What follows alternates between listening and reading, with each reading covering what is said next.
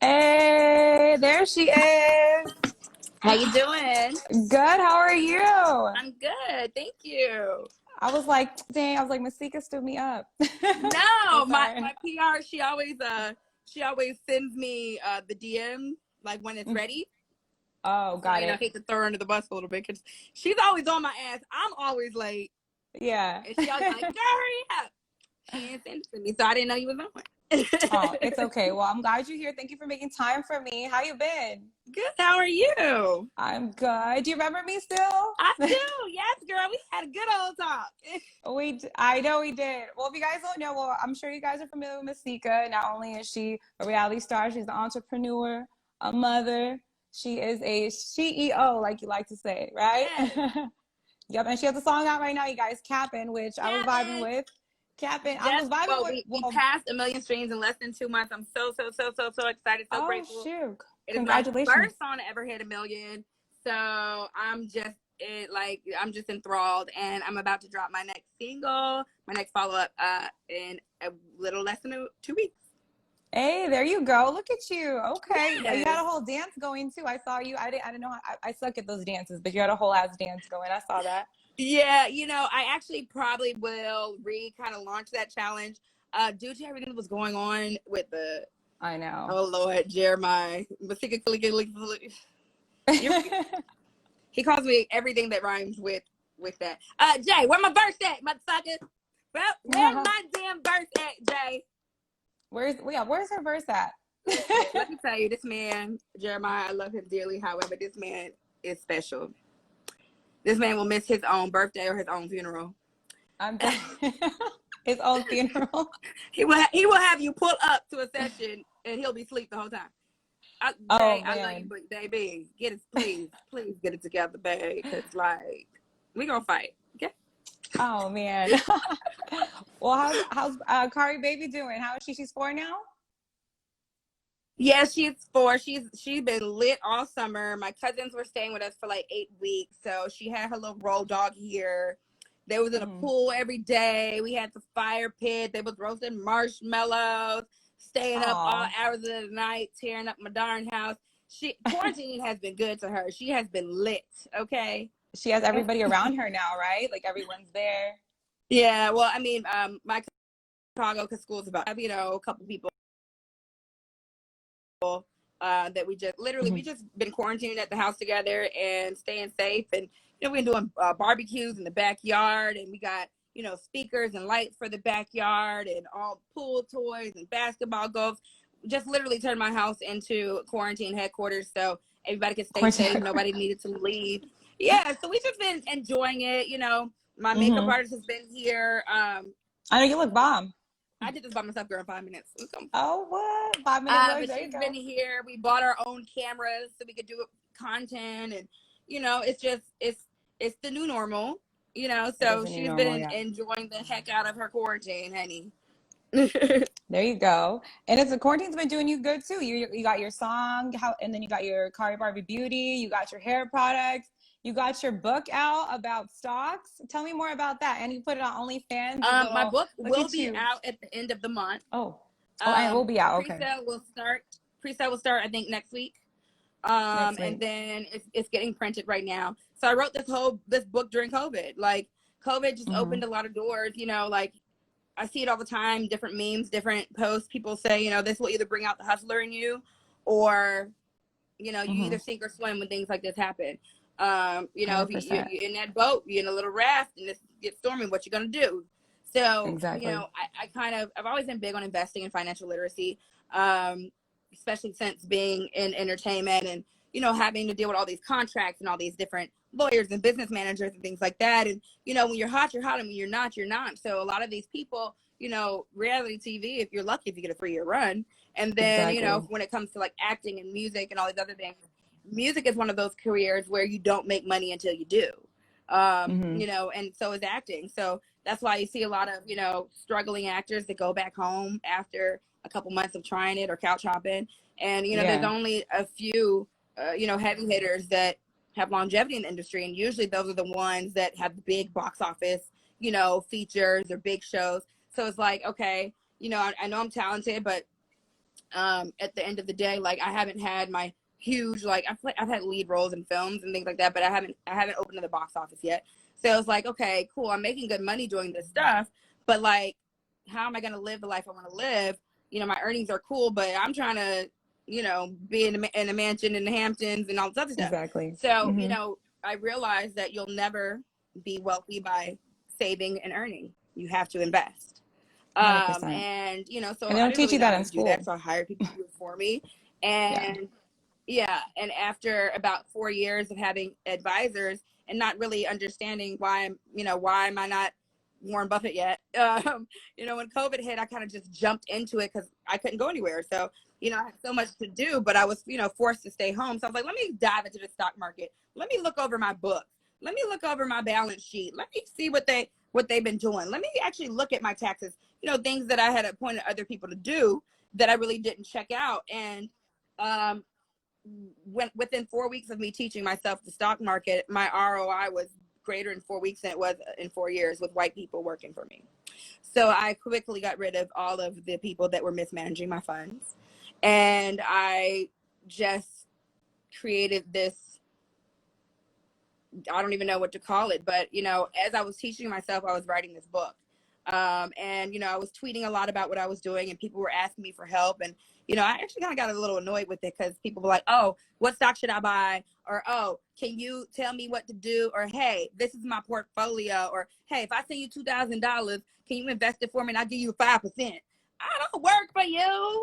I'm not a financial advisor. And people were getting aggressive. Like, girl, give me the tips. And I would tell them, guys, I've been tweeting financial literacy for the past 4 years. There's free tips all over my page. Just scroll. Oh, girl, that's too much work. Wait, so I'm giving you free game for no reason whatsoever. No, I'm teaching you how to fix your credit. I'm teaching you how to plan your estate, about doing your will. I'm telling you how to get life insurance, health insurance. I'm teaching you about investments for free. And you're mad at me because I won't directly, because you don't want to scroll down my timeline. Get the fuck out of here. So I was like, I'm not doing this shit no more. Fuck you guys. You're ungrateful. You're entitled. You know, I'm trying to teach you how to fish, but you want me to give you a fish dinner. Bitch, you're going to be hungry tomorrow. You're stupid. So I tweeted, like, I'm not doing this anymore. And then I had a surplus of, you know, my fans and followers that were like, no, we really want to learn. We really want to learn. So I created OnlyFans for stock market tips. It's onlyfans.com/ Masika's Rich Bitch Tips. And my IG page is also Masika's Rich Bitch Tips. And I give free financial literacy advice on my IG page. And I give direct stock market advice on my OnlyFans page. I tell you what stocks to buy, when to buy them, why to buy them, what price to buy them at, how to buy them. So basically, if you would have joined my OnlyFans page and bought the last week, your ROI would be up at least 27% or something like that. I haven't checked as of yesterday, but the people who have spent money on the stocks that I have suggested have already pretty much made profits over a couple days. So that, and then my stock market out at the excited about that. It's going to teach you the stock, literally like the easiest way to learn, because I dropped out of college. Okay. I don't like sitting in a class. So the way I taught myself is how I'm teaching you. Ooh, can y'all still hear me? Because her signal's gone. Can y'all hear me? Can you hear me? Because your signal was Yeah, I can completely hear you. out. I can hear you. Yeah, I saw that. I was like, they just don't want us to talk today. Your signal is really bad. Like, really? I'd be paying for 5G for nothing. Can you see me now? Better? Yeah, your signal's just bad, but I can hear you now. I'm sorry. That's usually me, girl. My signal's been trash. I saw somebody say they're like, Dash Radio Girl is blurry, and I'm like looking at myself. Yeah, But you were completely blurry, but I see you now. You see me now? Okay, good. Sorry about that. But I think that's so awesome of you to do that, because they should be teaching us shit like this in school. You know what I mean? Like we have, yeah. Like they're teaching us how to square dance. Like the square root of pi ain't gonna help you with your rent due, sweetie. I've Nope. never used the Dewey Decimal System for anything. When it was No. time to pay my light bill, I couldn't tell them, well, Y plus MXB equals, no. Like, we Nope. should be learning about paying bills, establishing credit, getting, estate planning, life insurance. Those are things that they should teach in math class.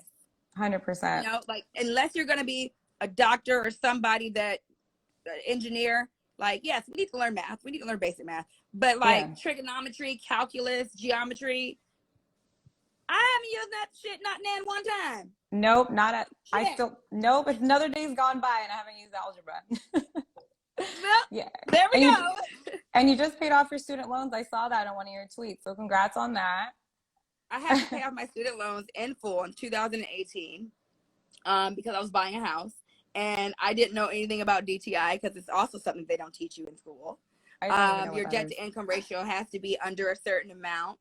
And 2 days before I closed on my house, they did the second hard pull. They do the first one when you're opening escrow. So I got approved. So I'm like, great, I'm approved. I went and bought my mom a car. I went and did this, went and did that. Right before I closed, those things hit my credit. My DTI went through the roof, and I had to pay down my student loans completely in full with no question asked within 24 hours, or I was going to lose my earnest money. And I said, are you? Oh my God. Kidding me? So again, these are things that they should teach us in school about debt to income that. ratio and what you need to do to get approved for a home loan and things like that. So basically my down payment, what I had to pay down all my credit cards, all of everything to get approved for this house, in addition to my down payment and closing costs. So I went from thinking I was paying this amount to having to pay this amount. And I was like, okay. And again, things like that, learning the hard way is another reason why I'm so passionate about financial literacy and trying to, educate and teach people what I've learned, because like, I know if I didn't know and no one taught me, I know there's a lot more people that don't know. So, I learned the hard way. So I want to share with people so they don't have to. Especially during these crazy times right now, like people, they wish they were investing. They wish they knew these things. Yeah. And thank God I had the funds, to go ahead and pay that off. But I don't know very many people that aren't, regular people that work regular jobs that would have had the funds to just pay off their student loans cash. No, not at all. I mean, I'm still trying to pay mine off, and I'm not even doing what I went to school for. Listen, I was trying to get a refund because I ain't used that education yet. Yeah, no, refund. What did you go to school for? I went to school for fashion design and merchandising for 1 year. And then I went to school for political science. I wanted to be an attorney. If you guys can't tell from the way I clap back and debate with these motherfuckers. Clap back queen, by the way. Yes. And I dropped out at the first week of my junior year. I said, fuck this shit. I'm not trying to be broke. I'm trying to get rich. I'm out. I was sitting in class looking at my professor who had just pulled up in a bucket. I'm like, well, I'm trying to learn something from you, and I don't want to be anything like you. Get me the fuck out of here. I withdrew from my classes on my phone, got the fuck up, and never went back to school. Gone. Is that what you wanted? When did you know you wanted to be a model? If you guys don't know, she's in your favorite music videos, tons of them. She's been on TV. She's been in shows. You were on Insecure recently, right? Yes. So I'm not a model. I just model sometimes. You just model sometimes. And I say that you just look good. Thanks. Now I can model. I know how to do it. Don't play with it. But I say that to be respectful of models that actually make a career out of it. I get that. I mean, I've made quite a bit of money from modeling, but I mean, I haven't made millions of dollars off of it. I think that, the people that walk the runway and are, that devote their time to it, and they're models. I'm an actor, I'm a singer, and I do model. So modeling was something that I enjoyed doing. It was fun, but it wasn't like, oh, this is my life goal. I always wanted to be an actress and I always wanted to be a singer. And I actually wanted to be an attorney from the age of 7. But, of course, you can do multiple things. I want to be a fashion designer. And actually, I've designed a full clothing line. One of these days, I'll put it out. There you go. But, yeah, I think for me, like when I was, my parents had an agency that we were signed to, me, my brother and sister, when we were kids, but I was very shy. So, I would go on auditions, and they were like, she won't talk to us. But, like, she knows lines. And I didn't want to do it. I asked my parents to take me out of it. And, even though I wish they would have pushed me, I'm very glad they didn't force me. So it wasn't until I was 18 that I decided that it was something that I wanted to do again. And for me, I never really wanted to get into music videos. It was just, you know, I was in Atlanta during the Video Vixen era, and I was bad, and they all liked me, and I'm like, why would I keep busting tables and slaving to make a couple $200 if that a night, when I can go to work and make $1,500 to $3,000, and they pamper me, do my hair and makeup, take care of me? Cool. So I just kind of accidentally ended up in the music videos, and, you know, which kind of segue to the magazines. And back then, you know, publications were really big because the internet wasn't that big. I mean, like, you know, everything you can get online for free now.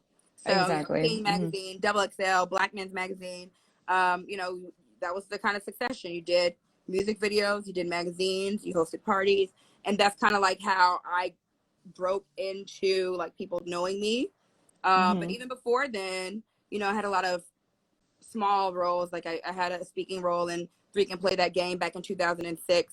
I think it came out in 6. We filmed in like 2004 or something.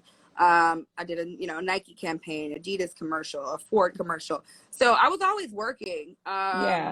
You know, booked and busy, like you say, right? Booked and busy. And you know, just building up my resume. And because of the music videos and things like that, I was able to save enough money to move to LA to follow my dreams, and that's how I got here. Yep. See, people forget that you don't have to work when you're following your dreams. Like, you can work and still follow your dreams, and I've noticed that with a lot of people in LA, people especially. Like, ain't nothing cute about it being aspiring and broke. Okay. No. Like your song Cappin, like how you talk about it, like especially being in LA. Like, I could totally relate because I'm single as fuck right now because dudes be capping. And it's and even girls, like, they'll have a Louis Vuitton bag and have $0 in their wallet. Like, what's the point of that? So listen, that part. That part. So so like that was literally the whole point of Cappin. It's like everybody trying to fake the funk instead of living the life. You know, I personally would rather have a great life than make you think I have a great life. Exactly. You know, half the time these people are miserable. Like, you know, on the hook, I say, you say you bought it, but I know you rented that. Like, exactly. At the end of the day, we all know the dude that posts up with the Cullinan at the valet at the W that some other dude just got out of in the valet park. Sweetie, you drive a Charger. Stop with it. Your Snapchat. Stop it. Exactly. Have you had experience with like some dudes like that? Is that why you like came up with the everybody. concept? Everybody Has. be camping. Everybody no, that's true. You know? But like it's harder to lie when you also have. Like, that's you true. know, there's a song, what's that song that 42 Doug has out? I love the song, mind you. The song he has a little baby. Broke like Jock. Fuck with them dogs like me. First of all, I resent that because Jock is not broke. Okay. No, Jock's not broke. Jock is like my big brother, and he is not broke. But like he said something in that song that was cat. What does he say about Mercedes? He said something like S550 2018. That car doesn't exist. They stopped making S550s in 2017. Okay. See, so if you have an 18, it's either S450 or an S650. There's no such thing as a 2018 S550, and I know that because I used to only buy S550. There you go. So when I had my 16 to trade into an 18, and they told me I can only get a 650 or a 450, I was like, well, what the fuck? They just could take the 550. Motherfucker, be capping. You just said some shit out your fucking neck, nigga. There's no such thing that exactly. Car. And a girl like me would believe it. I wouldn't even lie. It don't exist, 42 Doug. I'm the first one to tell you, baby boy. You can't. I'm not the one. 2018. There you go. Well, I mean, no, I love it. I was like, listen to it. I'm like, yup, yes, preach. And I'm sure a lot of girls can relate. Guys too. Girls are the same way. Girls be capping, guys be capping. But you know, I talk about what I go through, which I date men, so that's what I'm talking about. Yeah, and you. But I do be talking about these bitches sometimes. You do be. Well, you like I always call you clap back queen, like to clap back. Like people be like, why do you clap back? I'm like, because I'm mad. Like, fuck this person. You know, I have something to say. You know, for me, honestly, I do it.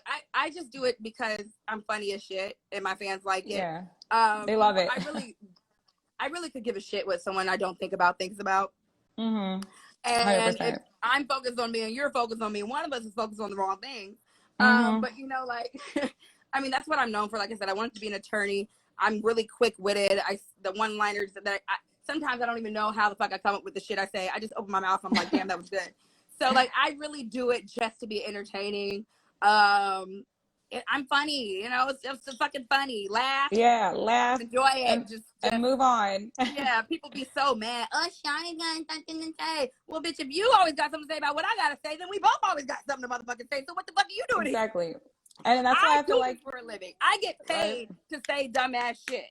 I get Yep. paid to post on blogs. When I post things, I get insights. When I get insights, I get paid to do all sorts of things. It pays me to talk shit out of my mouth. Why are you here?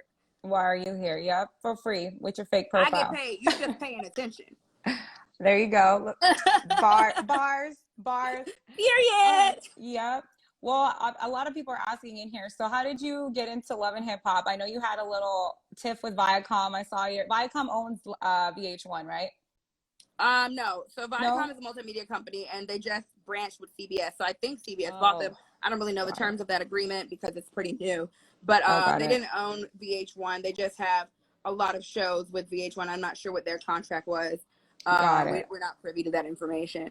But Got you. yeah. So I moved to LA to pursue music and acting, and there was a write up on Boss Up about Love and Hip Hop coming to Hollywood. Two of my closest friends that have known me my whole life. They both Mhm. text me that morning, bitch, you look at this article, you better get on the show. They Mhm. didn't know that the other had texted me. They didn't even like really know each other very much. And I was Yeah. like, I would never fucking do that show. That show is trash. Let me do the show. Like in my same breath, I was saying I wouldn't do it. And then I'm sitting here like, I'm new to LA. Mhm. I would rather be a working actor than acting like I'm working. That's a Yeah. job. And it's a Mhm. check. Let me see about this. And at that time, without knowing what was really going on and how they did things and never being on reality TV, I really thought that it was going to be real. I thought Yeah. it would be camera crews actually following me in my real life. I thought I would be able to control my own narrative, film my own friends. It's called Love and Hip Hop. I thought that they would Yeah. promote my music career. I didn't Exactly. know anything that was going to happen until it started happening. And then it's like you're stuck in this maze that you got to figure out your way out. And as you're trying to Mhm. figure out the maze, you're like so confused. And then you film for like 7 months before it starts airing. So you think you got a handle on it. Then when it airs, you're like, That's not even what I said. that's what y'all did. And then as it's airing and you're seeing the shit that they've created from the 10 months, 7, 8 months you've been filming, you're still filming. So like it was just a mess of shit. But basically I had done this show on the Playboy Network called 7 Lives. And Mhm. my character, her name was Penny. She was married. And it was Playboy's first scripted series. They were trying to turn the network into something more like Showtime or something like that. And the show was like Mhm. it was like a very early version of Power. It was like Got very it. similar to that, but Playboy ended up selling the network before we picked up for the next season. So anyway, one of the PAs on the set of that show that was created by or produced by James DeBow, who did a lot of shows for BET. I think he did the Keisha Cole show. He did Mhm. the Kings of Comedy and all that. One of his assistants, his name was Ernest Dukes, and he's a very popular publicist right now. He was actually my first publicist. Okay. So when we wrapped on filming 7 Lives, I saw that he was posting with like Gloria Govan and like Malaysia and all these reality TV girls. So I was like, well, I reached out like, hey, how you go from a Yeah. PA to a PR? What the fuck? What's going So he's on? like, oh yeah, I'm doing PR now. So when I saw the ad for Boss Up, I hit him like, hey, do you know anyone on this show? He's like, I know 2 people. Send me some juicy shit. Send me a couple text messages from a couple celebrities. Send me some pictures and send me a juicy ass story. So I sent him a series of text messages that were intertwined from Justin Bieber, Lil Wayne, and Molly Mall. Don't Okay. ask how it was connected. Oh yeah, we It was gotta ask weird. about Molly Mall too. I actually didn't know Molly Mall at that point. Got it. I knew Justin and Wayne, and I can't even tell the story. Tell it. Come Anyway, on. It's I been a sent long the time. messages. I sent Okay. the Okay. messages Okay. and told a little bit about myself. I got a phone call back within like 20, 30 minutes. They think you're absolutely crazy and they want to meet with you. Perfect. So we set up the meetings and Mona was interviewing people back to back. And when I met with her, she was very tired. It was at the end of her day. She had been, interviewing all day. She had very low energy. She barely asked me any questions. I mean, I'm not going to say that. She did ask me a lot of questions, but like, I didn't think she was paying me any attention. Like Yeah, she it's would ask me a quick. question, Mhm. and then she would kind of like read something, not realizing she's probably taking notes or something. So I felt like I she mean, was she very always looks interested. tired, so it's fine. So I mean, I it would must have be just, tiring ruining people's lives. But anyway, yeah, right. and let me not be that just ugly because regardless of my personal feelings, she had a job to do just like I did. Hmm. And she did give me an opportunity that catapulted me into the position that I'm in, although fuck her. But anyway, There you go. That was like the most so adult way to say it. right. Grown, So grown. super long story short, when she kind of just ended up walking out of my interview, like, I'm tired, to go to bed. And I was like, ooh, Okay. okay. Yeah. I was like, well, so I was like, damn, she didn't like me. The next day I got a contract in my email. Oh, wow. So I guess I was, whatever it was, I sparked something. I mean, I'm amazing. If you sit down and talk to me long enough, you're gonna love me. So whatever. And Yeah. that's kind of just how that happened. And started filming, and yeah, started from the bottom. Now we're here. Now we're here. There you go. And if you have like any advice to somebody that wanted to get into reality TV, like what would you say? Because a lot of people, I don't want to call reality TV the easy way out, but like it's easier to like, I feel like to find reality TV than to like, you think movies or not? You think it's hard? Like, how like everyone's trying to make a reality TV show right now. Not saying Love and Hip Hop is definitely big. Like all these people are like, Everybody mm-hmm, thinks they can do what you do, and they think it's easy. They mm-hmm, want to do it because they don't want to work, not realizing how much work that it is. exactly. There you go. I personally do not have one friend in my personal life that could do what I do without slitting their wrists, cutting their throats, jumping off the cliff. It, We it's read not for the shit that everybody. people say too, like the stuff that people It's be not for everybody. saying. I'm a Yeah. very strong person. I'm Mm-hmm. not affected by this dumbass shit. I know that God has ordained me for this, and He's prepared me for this, and He has made me strong for this. I'm here Mm-hmm. for a higher purpose, higher than me, and I'll take it. You can throw all the darts you want. I don't give a shit. You can't even reach me from up here, so I don't really care. But Yeah. like, my family, I have to tell them they can't read comments. Like, my Yeah. friends, I don't allow them to talk to me about reality TV or episodes. Like when I was still on the show, don't call me and ask me a goddamn thing about Love and Hip Hop. You know me in my real life. I don't Yeah. don't don't call me on Monday unless you got something else to say. Like, don't ask me nothing about filming, nothing about cast members. Don't ask me none of that shit. That's not my real life. That's my job. I don't give a fuck what papers you filed at your 9 to 5 today. Don't ask me shit about none of these fucking people that I don't give a fuck about. Yeah. So honestly, I don't have any advice for anyone that wants to get in or how to get in reality TV. The only advice I would say is if you're already into it, make sure that you have a great team and a good exit plan. Shows like this are stepping stones. Stepping stones are meant to step Yeah. over. And stop thinking that you're just going to be famous that you don't have to work. That's when the work fucking starts. Stop thinking that Yeah. shit. It is Especially just, today's day and age. That's what they think. They just think it is that's, ridiculous. Like yeah. that's why it's so hard for me to find employees. People feel like, oh, she's reality TV. We ain't gonna be doing nothing. I'm gonna work you to the bone. I'm going to Yeah. work to the ground. Now, granted, we'll have a lot of fun in the interim. You'll learn a lot, and it'll probably be the most fun job you've ever had, but you will work. Mm-hmm. You will work, and I've yet to find someone that can outwork me. So, No, you work hard, girl. I've work seen hard, it. I play mean, hard. I like big toys. I like yeah. big boys. There you go. Speaking of that, so has the Instagram police found the guy with the AP yet? Have they found him?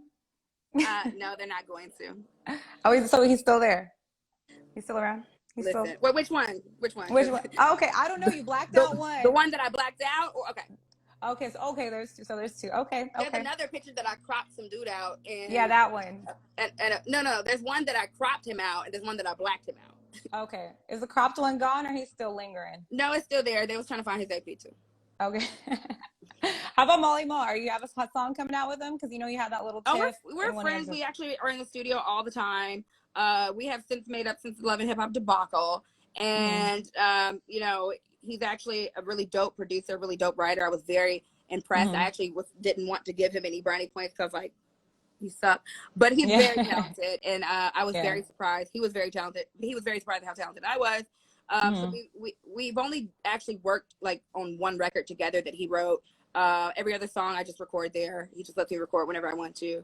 But yeah, so yeah, he's definitely involved in my project, and I'm pretty sure we'll be doing a lot more. Okay, there you go. That's good. Yeah, because I know a lot of It is people were my time shocked. to go. I gotta pick up my daughter. Yeah. Okay, perfect. Well, yeah, that's what I was gonna tell you. Do you have time for me to ask you? Like, I was gonna ask you a couple names, and you just say whatever comes into mind, or like a word or whatever, just like the one word. Okay, let's do 60 seconds. Okay, let's go. Cappin.